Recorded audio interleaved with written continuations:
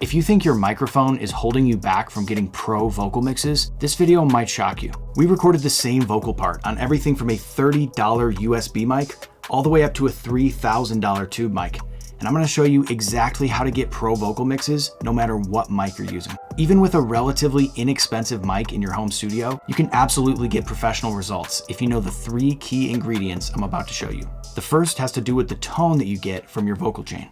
Even if you're recording on a $3,000 microphone like this, you can make it sound super cheap with just a couple bad EQ moves. I can feel you in the air tonight. Thinking of you make me lose my mind. Generally speaking, boosting the high end too much will make any mic sound cheap. At the same time, cutting the low mids too much will also make a mic sound cheap. And if you do both of those too much at the same time, you're definitely going to destroy the vocal mix. I can feel you in the air tonight. Thinking of you make me lose my mind. So let's get rid of this EQ for now. We're going to flip over to our $100 microphone. We'll pull up Xvox Pro and we're going to dial in this EQ from scratch, keeping in mind not to overdo the high end or cut the lows too much. I can feel you in the air tonight. Thinking of you make me lose my mind.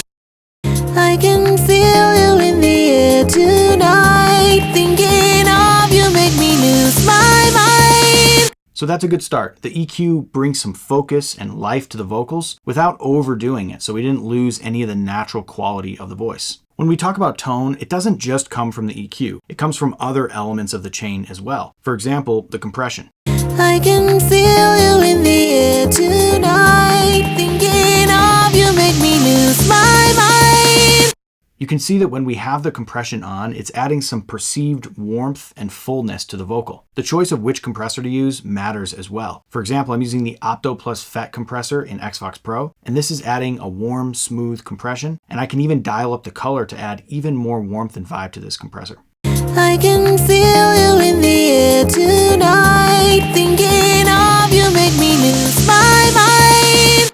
We're also getting tone from saturation, like with this tape sat mode in SFX. This is adding even more warmth and analog color to the vocal. I can feel you in the air tonight. Thinking of you make me lose my mind. Let's listen before and after compression, EQ, and tape saturation on this $100 mic. I can feel you in the air tonight. Thinking of you make me lose my mind. And then we can add our reverb back in as well to give it a nice finished touch. I can feel you in the air tonight. Thinking of you make me lose my mind. One common trap that's easy to fall into when you're using a cheaper mic is you feel like you have to go in and carve it up in order to fix everything that's wrong with it. But a lot of the time, this isn't really necessary and can actually do a lot more harm than good. Let's dial in a chain with Xvox Pro on this $30 USB mic. Taking these same principles, we're going to dial in this chain from scratch, thinking about how each element is affecting the tone. I'm on my own tonight.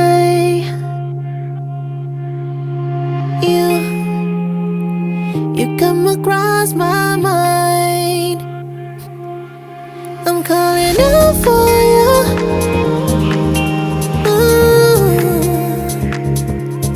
I can feel you in the air tonight. Thinking of you make me lose my mind.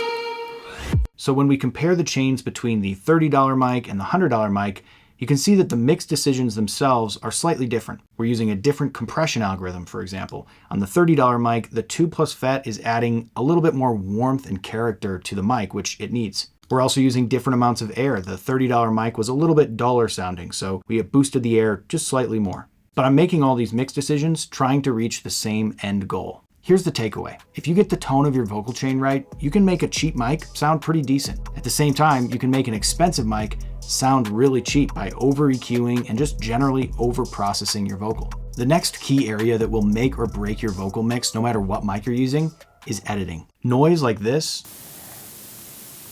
sounds cheap. The good news is you can hide this pretty well with good editing. You'll want to chop really tight to where the vocals are and place fades at every edit point. Listen to the difference. On tonight. On tonight. Good editing is always a good thing to do no matter what mic you're using, but especially if you're using a cheaper mic, go through and do very careful editing to cut out all of this potential noise.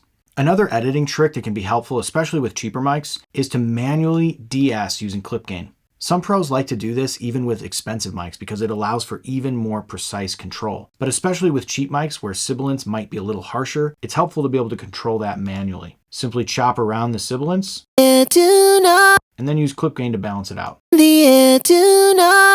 Just be careful not to overdo it. If you do it too much, it might start to sound unnatural. Here's the second takeaway. Carefully edit your vocals. This is good no matter what mic you're using, but especially if your mic is noisier, this will help immensely. So we've looked at the tone of the overall vocal chain. We've looked at editing. Now the third thing that will make or break your vocal mix is your tracking technique. Having good tracking technique will allow you to get incredible results with just about any microphone. At the same time, even if you're using an amazing microphone, if you have poor tracking technique, it may not sound very good. Here's what you need to know. First, make sure you do not clip your preamp while you're tracking. Turn up the gain on your preamp or interface as much as you can without risking clipping. Choose the most dry, dead sounding room you can to record in. It's a lot harder to make a mic sound good if you're dealing with a lot of reverb that was captured with the performance. Next, always use a pop filter when you're recording vocals. This will cut down on the plosives like P and B sounds, which sound very amateur. So here's a tracking trick that can make a big difference in how your mic sounds. You're now hearing my voice through this $100 microphone. And if you're using a cardioid pattern microphone like this, which you probably are, you can get a lot of additional warmth and fullness by using what's called the proximity effect. Here's what you need to know about the proximity effect. As you get closer to a cardioid pattern microphone, you get an additional low end bump, which can come across as warm and full. As I back away from the microphone, we lose this proximity effect. And that means the vocal is going to sound thinner. So if you want your vocal to sound a little fuller and a little bit bigger, get closer to the microphone, maybe 3 or 4 inches away, and you'll get that added low end bump.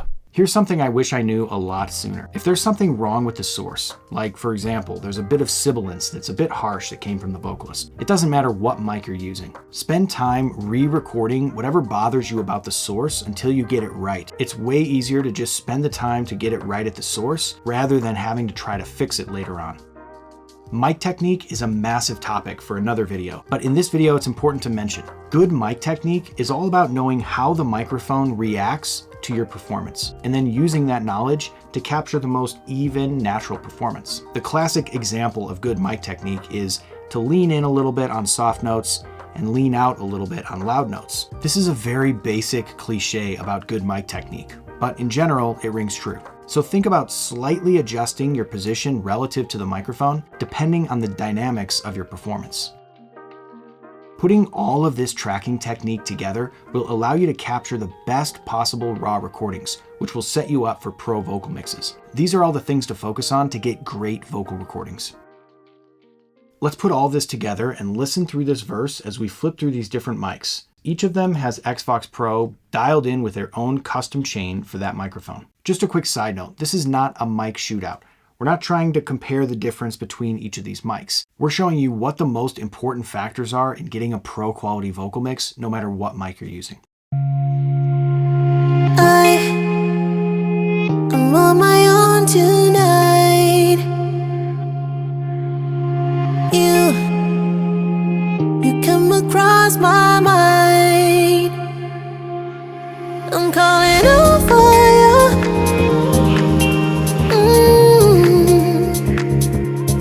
I can feel you in the air tonight. Thinking of you make me lose my mind.